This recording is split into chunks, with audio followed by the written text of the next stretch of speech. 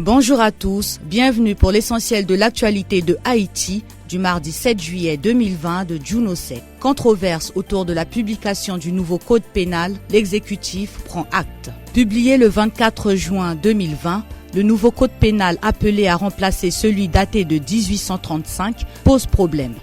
Les contradictions émises par plusieurs secteurs de la vie nationale, les avis négatifs et les tentatives du pouvoir pour le justifier le prouvent grandement. Conscient du désaccord qui existe autour de cette question, l'exécutif réagit. Dans un tweet publié ce matin, le chef de l'État s'est montré ouvert au dialogue, exhortant son chef de gouvernement à prendre son bâton de pèlerin.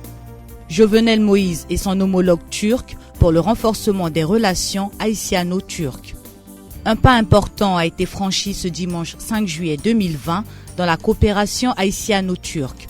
Le président Jovenel Moïse et son homologue Recep Tayyip Erdogan ont eu un entretien téléphonique ce dimanche. Cette conversation rapporte un tweet du chef de l'État portant sur la nécessité de renforcer les liens d'amitié et de coopération entre les deux pays. Dans une ambiance empreinte de cordialité, j'ai eu ce 5 juillet une conversation téléphonique avec mon homologue turc, son Excellence M. Recep Tayyip Erdogan. Nous avons convenu de relancer la coopération entre les deux pays, notamment dans le domaine de l'énergie et celui des infrastructures, lit-on dans le tweet de Jovenel Moïse, publié peu après ses échanges avec le président turc. Un nouveau sit-in contre l'insécurité dispersée par la police devant le MJSP.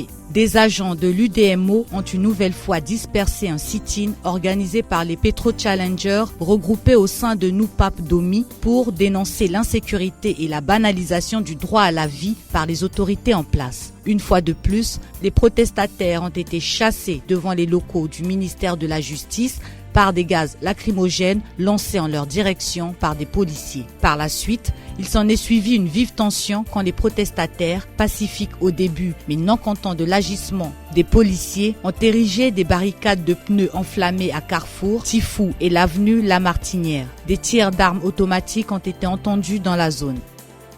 Rudy Rude Boy délivre une prestation en 3 dimensions.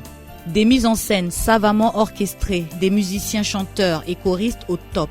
Une prestation en 3 dimensions, rap, compas, afro. Rudy Rude Boy s'est vraiment donné à fond pour satisfaire les 50 700 internautes en direct qui le suivaient dimanche soir. Tout de suite après les propos d'ouverture de Grégory Jean-Philippe, MC de la soirée, Rudy débute le show sur une note de sensibilisation contre la violence en interprétant Inozanyo, des bandits qui assassinent un agent de police alors qu'il était en compagnie de ses amis, des policiers et des bandits sur le point de s'affronter et un Rudy qui intervient en uniforme de police. Enfin, une mise en scène qui cadre avec la chanson et qui propose un message de paix pour les ghettos tout le temps en guerre. Il en a profité également pour rendre hommage à son père décédé. Voilà, c'est tout pour l'essentiel de l'actualité de Juno 7 de ce mardi 7 juillet 2020. Merci à vous de l'avoir suivi.